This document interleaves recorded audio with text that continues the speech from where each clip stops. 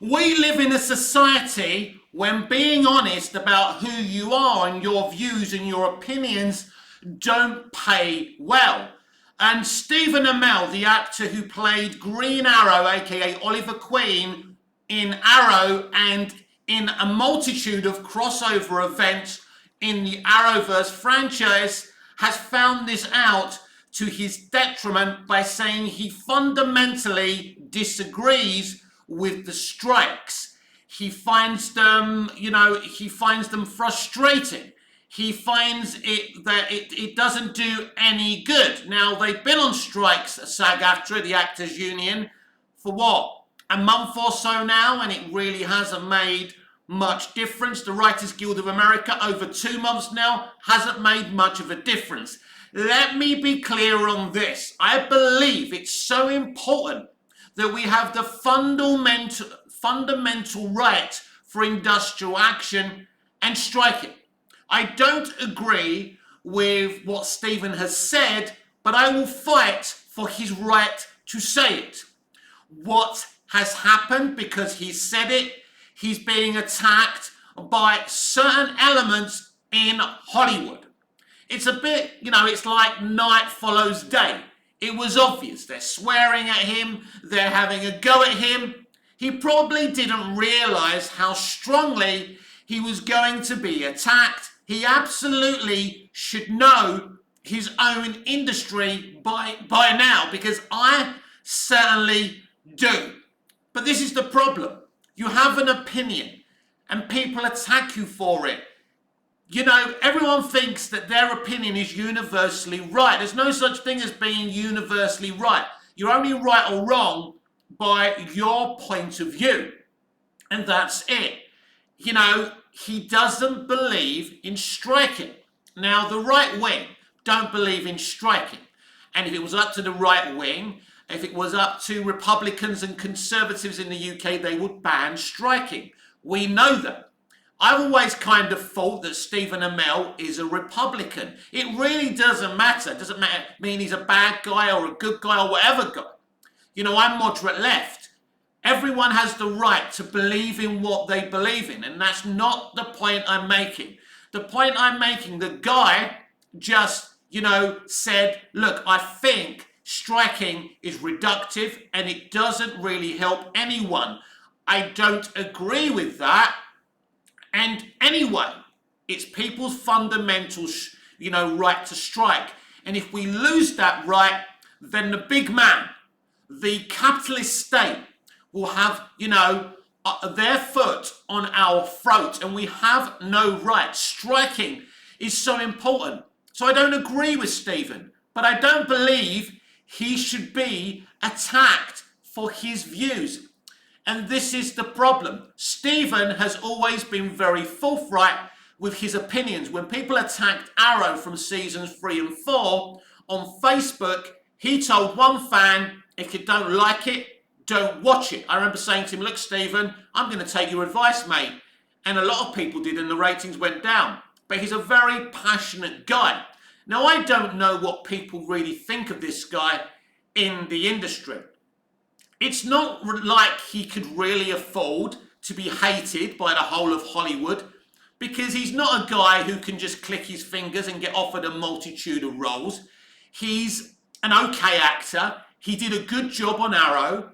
He can deliver his lines, but he's not Marlon Brando. He's not even Michael Rosenbaum. But I like the guy. I think he stands by his principles, and I like him for that. I loved him as Arrow, and I fundamentally believe that the guy hasn't said anything wrong. But being yourself in this world, as I say, doesn't pay, doesn't work. Let me remind you of a little story. I remember being attacked and bullied by the Snyder Queens. The Snyder Queens are content creators. They're Zack Snyder fans. I did or said something on my channel that they didn't like, and they started bullying me and attacking me, and their fans were doing the same. I had to threaten them with the police, and it's interesting, from the moment I threatened them with the police, their fans and them stopped. It was it, and they blocked me. Because this is the problem. in the world we live in today. If we disagree, people come after you. We don't have the nuances we used to have.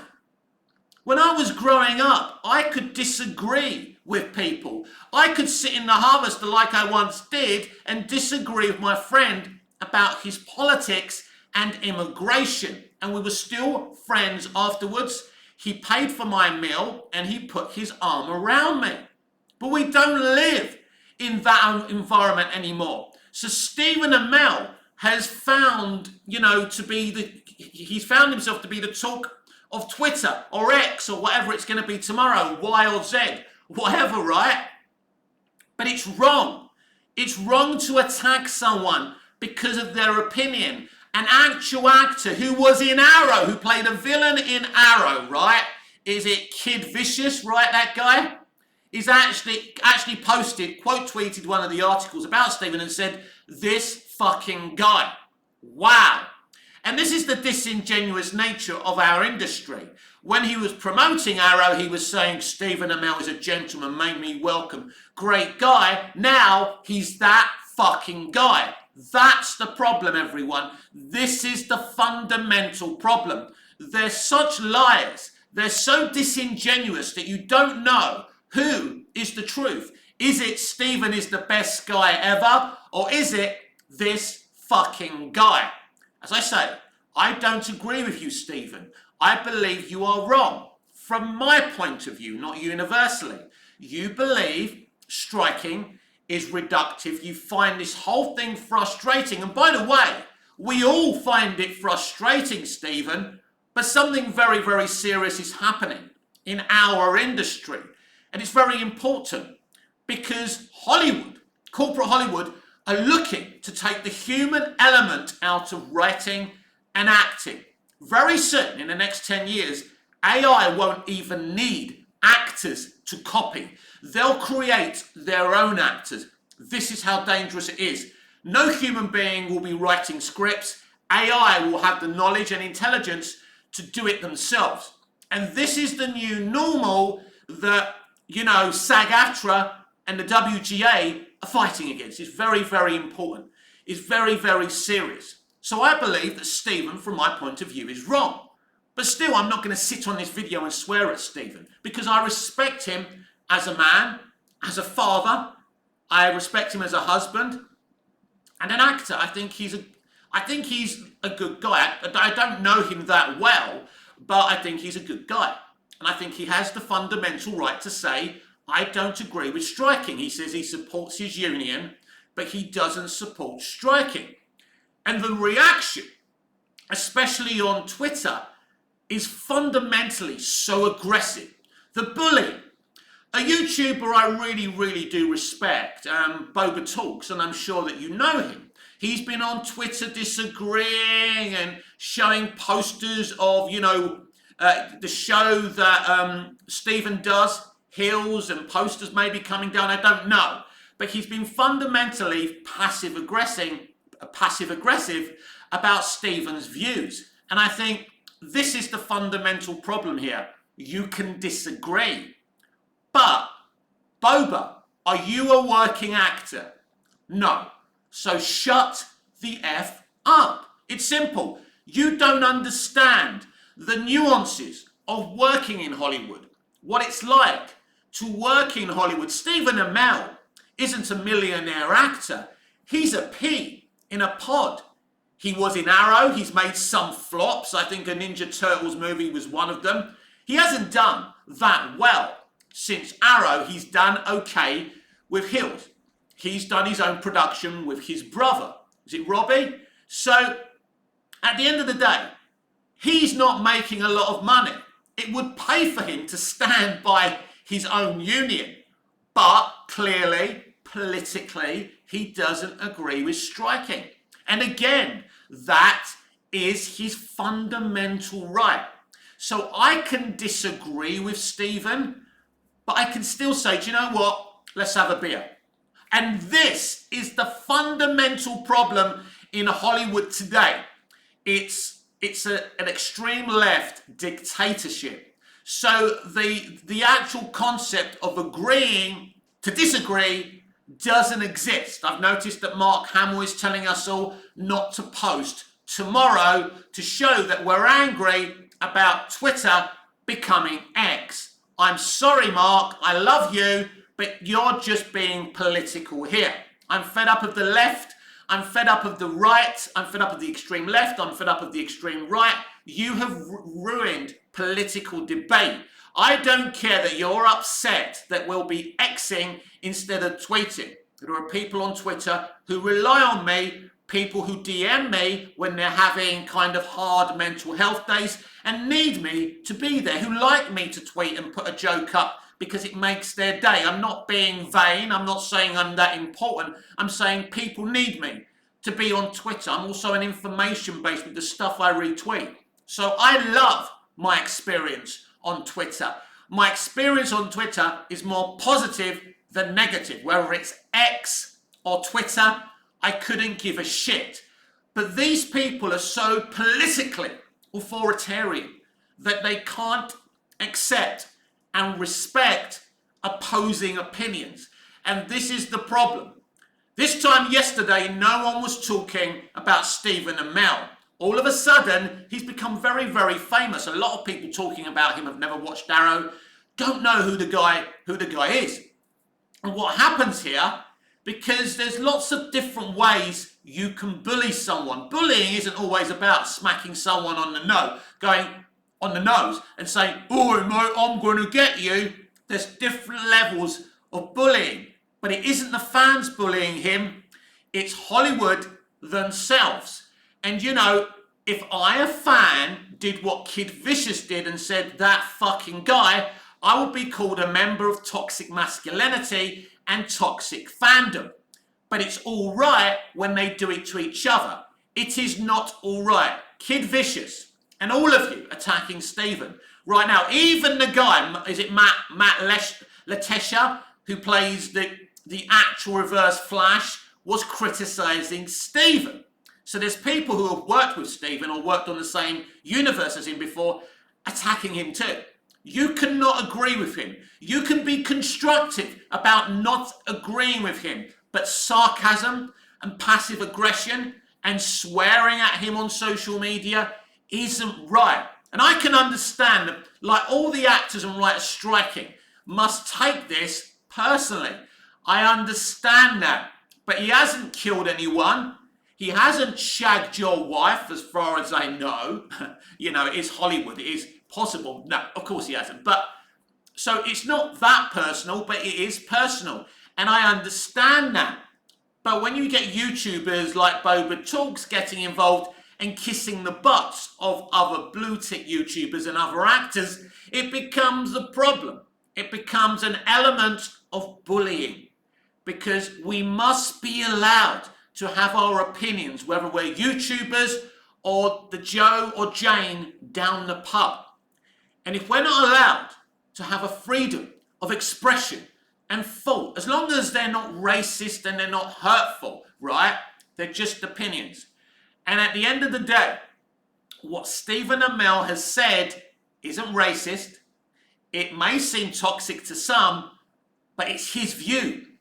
And we live in a democracy. And I celebrate the fact we live in a democracy. But we no longer have a democracy in Hollywood. And if someone steps out of line, this is what happens. This is what happened a few weeks ago with Sounds of Freedom, the film about children being abused. It was called a right-wing, an ultra-right-wing conspiracy theorist movie. Apparently, children being bought and sold to be abused is a conspiracy theory. That is the extreme left.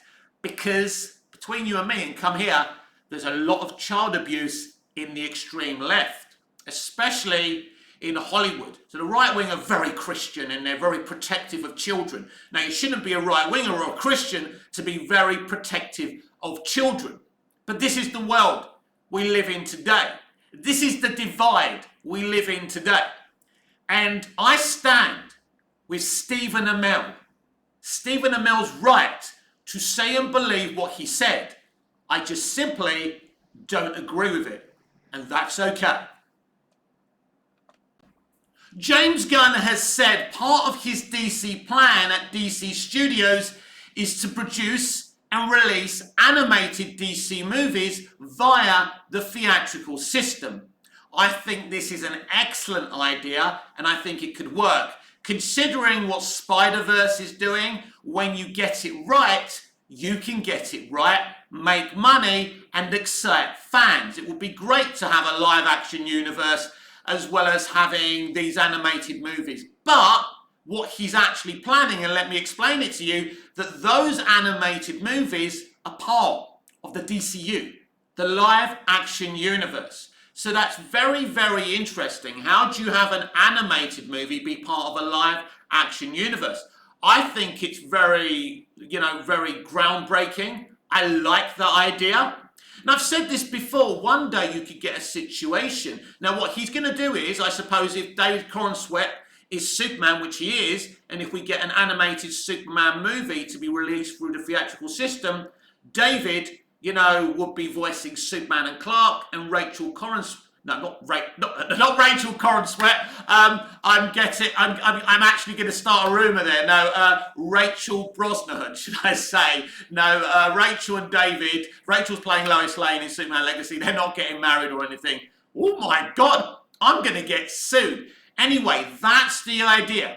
If you play the character either voicing them in animation or in live action, you voice them in animation and play them in live action. I think this is one of James Gunn's most brilliant ideas and brilliant plans. There's no question, James Gunn has a very exciting plan for DC. It's been confusing. The final 4 DCEU movies have been frustrating. It's caused more negativity, in the fan base. And we've talked yesterday about Zack Snyder supporting Blue Beetle, and I was surprised by that. I know you were surprised by that. But it is his fundamental right to go and watch a movie, and I don't think he's doing anything wrong. Because he was the one who was wronged. And if the person who was wronged still be supportive of the people who wronged him, that tells me something very special about that person. But back to James Gunn. Yes, and animation will play a very huge part, and we know that from Creature Commandos, which will be on HBO Max.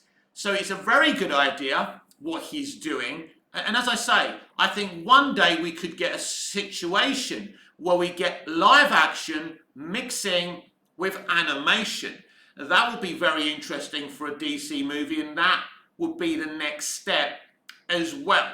So as I say, it's no question, Gunn has got some interesting ideas, but he's been benched. The whole of Hollywood has been benched because of these, these strikes, this industrial action. I think when Stephen Amell says it's frustrating, it is. It's frustrating for me and for you, the fans, because things have been paused.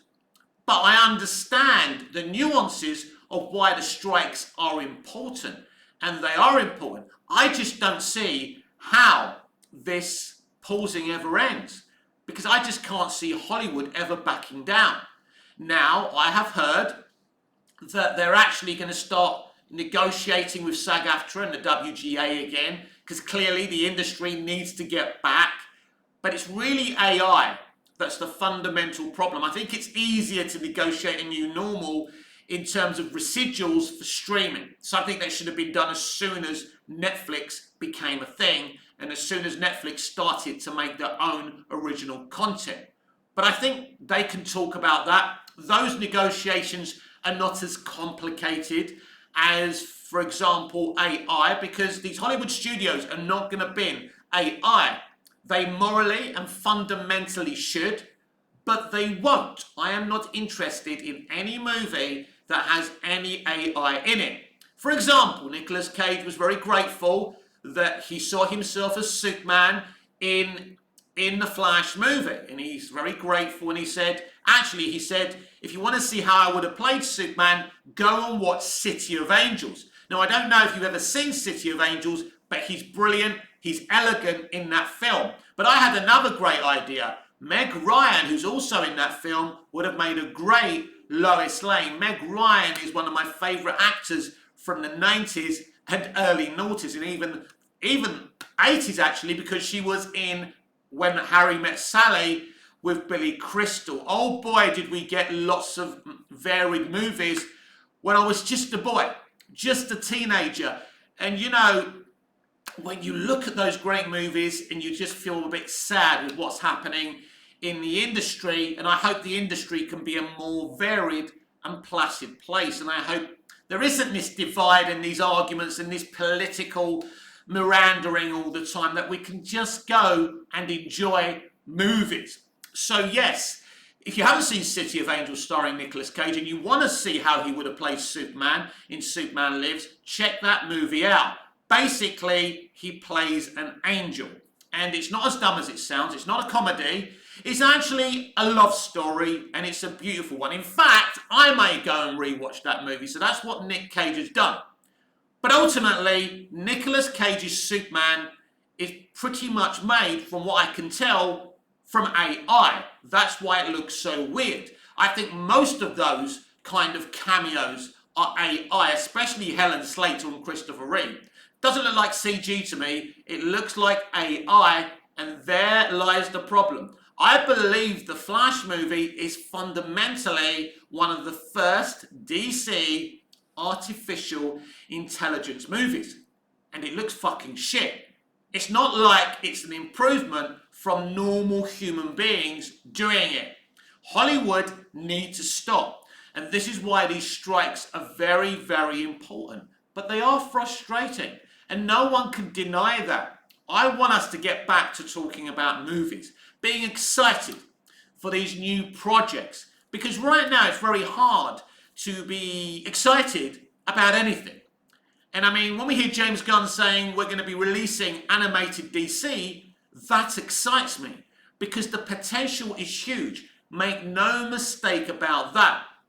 Now, this is what DC should have been doing when we started with Man of Steel in 2013, and I can just imagine the kind of animated CGI movies that Zack Snyder would have given us. Brilliant, compelling animated movies. I've seen his animated Owl movie, fucking amazing. But it didn't happen. So James Gunn has certainly got some very good ideas, but as I said on many occasions, it's all about the execution. And if you don't get the execution right, you can have the best idea in the world. I've been around tables before when I was in LA for 6 months where, you know, I saw pitches, brilliant pitches, but then the executions, for example, on the pilots weren't very good. You can have the best ideas, but if they're not put together and written and edited, right, and even got a good score over them, it never works. So you can have the best ideas in the world, but how you execute them is very important. One of the biggest things that why people have doubts on James Gunn running DC is the way he makes comic book movies. Sometimes, to some, they come across very silly and very jokey. But I think that James Gunn is a writer, an intelligent writer-director who understands he can't keep on doing this. He can with some movies, but clearly he can't do it with Superman Legacy. Now, he can have comedy in Superman Legacy. Superman the movie had comedy and seriousness and nuances in that film, and it worked. It was a varied mixture. Nobody's saying you can't have jokes in DC or a Superman movie, but it's the way you do jokes. I mean, I think with James Gunn, sometimes his jokes come across brilliantly, and sometimes they don't land. And even James would have to concede sometimes his gags come across a little bit cringy. So it's something. Even James Gunn has things to work on. Because as people, when we're creatives or whatever field we work in, well, you know, we're always a work in process, aren't we? And I think that's important. I do believe that James Gunn is on the right road. It's very sad what happened to Zack Snyder. Even sadder what happened to Henry Cavill. I'm not surprised that James Gunn wants to work with his own Superman. That makes sense that he wouldn't want to work with another man's Superman. I think there would have been nothing wrong with like just having a Man of Steel 2 kind of in an Elseworld or something like that over on, you know, DC Elseworlds. I think that would have been great. But they didn't want to go there. They didn't want to mix people up even more because people are confused now. And Cavill isn't even involved anymore. Excuse me. So I understand why James Gunn wanted to recast Superman, recast Batman, and give his vision kind of something new and fresh. I think that's what's needed. Even though I absolutely love what Snyder did, I understand the decisions that James Gunn's making. And of course, people who are not happy with the decisions James Gunn's making are going to say now, either they're boycotting, or it won't work, or it will fail. You don't know that. You're not Nostradamus. We have to wait and see. Superman Legacy is going to be the big test. Right now, they're not going to be going into filming. Right now, it's supposed to start filming at the beginning of next year. I do expect these strikes and these industrial actions to be solved by the end of this year. Well before the end of this year, by the way. They know they have to. The studios are hurting financially. They were hurting financially even before the industrial action. SAG-AFTRA and, the WGA, the Writers Guild of America, also know they can't carry on like this. Their members need to work. That's fundamentally important to understand. Actors and writers need to work. I also believe that there's more to this kind of what's going on with inside the industry than we can see or tell. I think they've employed certain people and giving them first look deals, and I think they're not happy with those decisions now. Now they know that they're hurting so much financially, they can't afford to keep on shaving against the grain. From today, by the way, they're going to be cancelling some first look deals. So that tells you a lot about that situation. My wish here is to get the actors and the writers the money they deserve, to come to some compromise over artificial intelligence, AI, so we can move on. Because they're not going to completely get rid of AI.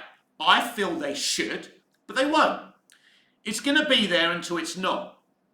I don't believe AI has a future, not just in entertainment, but in anything. The fundamental act to replace human beings with machines is wrong on every level. It may be cheaper. It may be better for industry, and conservatives and Republicans believe that's a good thing. But it is not. It is not a good thing. It's a wrong thing. It's a bad thing. And it's the same analogy I had when they started replacing the old checkout with the self-service tills in supermarkets. They're a fundamentally great idea, but they shouldn't be there. They should not be there. You shouldn't be replacing people with machines, because once you stop paying people, the people can't pay you.